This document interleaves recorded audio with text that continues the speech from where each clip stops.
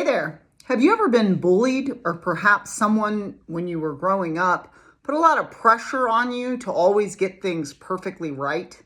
My name is Heather Feather. I am the owner of Rare Bird Medicine, and today's topic is the perfect storm. One of the things that I've witnessed in my life, because I have known many different people throughout my life that were bullied in their childhood. Your subconscious program and subconscious mind, which runs 90 to 95% of your day, is created predominantly from the ages of 0 to 7. So did you have anyone in your life from 0 to 7 that bullied you, whether that be in school or at home, or from 0 to 7 that was demanding perfection and excellence in what you do? There's a little bit further development that goes on from the age of 8 to 14. But at 14, your subconscious mind is programmed, and it becomes, on a lot of levels, your operating system, running your day 90 to 95% of the day, which is why people say, oh, I was driving on automatic pilot. You weren't driving on automatic pilot. Your subconscious mind was driving your car.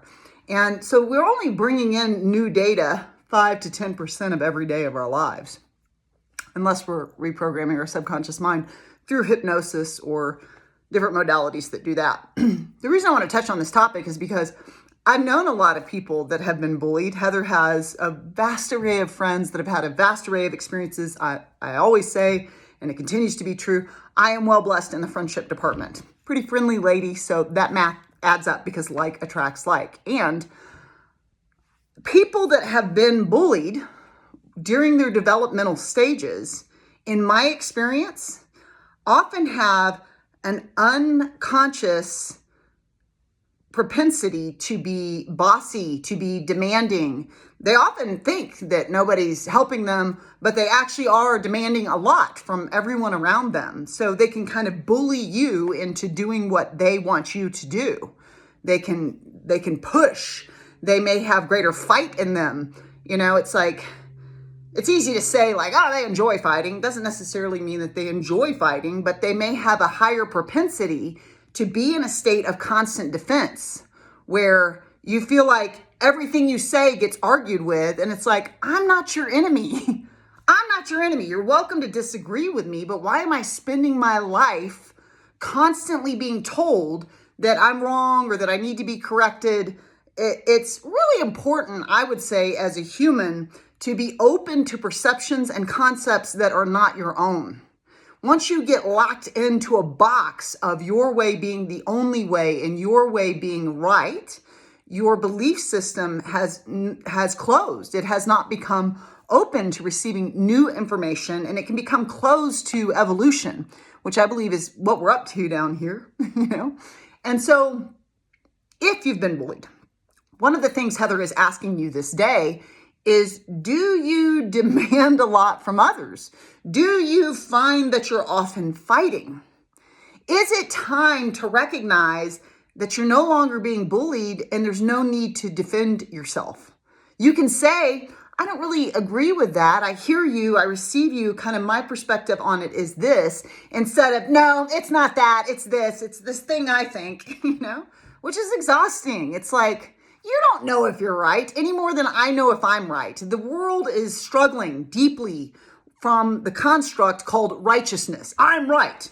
I am this philosophy. You must be this philosophy. I am XYZ belief matrix, whatever it is. Put what politics, blah, blah, blah. Put whatever label you want on it. If you're not that, you're a bad guy. And it's like, well, if there is any creative intelligence or a creator, they created the all. And so we may have missed the point altogether and be in a state of fall from the grace of true wisdom and knowing if we need to get on our high horse and be superior to what others are doing and being down here. We don't see the whole design. There's a lot of things that are missing in the paradigm, and we're constantly missing context of those that are around us.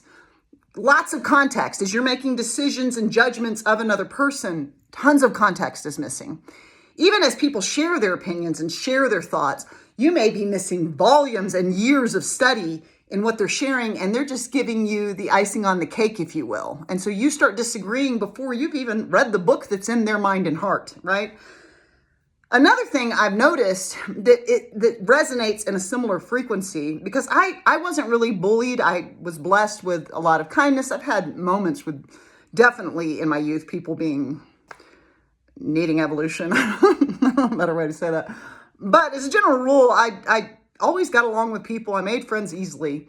What I did have, I had a person in my life that was very exact, very perfectionistic, you do things this way, you clean this way, you do it like that, you cook like this, and so that person on some levels has been a grace to me, because throughout my life, it has been easy for me it's hard work and I'm constantly working at it, but easier for me than the average bear to keep a clean and orderly home, because all of that programming that really landed at an early age in me caused me to be like, well, I better clean this up and I better go, get the dinner going. You know what I mean? So there can be sometimes grace, if you're bullied as a childhood, you may be better at defending yourself, setting boundaries, things of that nature. But you also might be way more abrasive, way more aggressive than you're wanting to be with people that you actually love and value. And you might actually be pushing them away from you because you're not being open and receptive and loving and kind.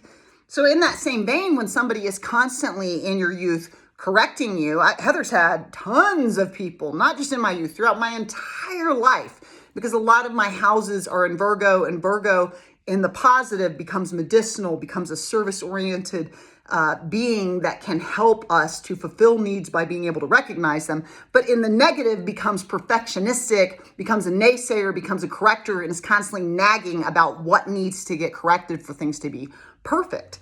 And I've had that frequency hyper present throughout my entire life.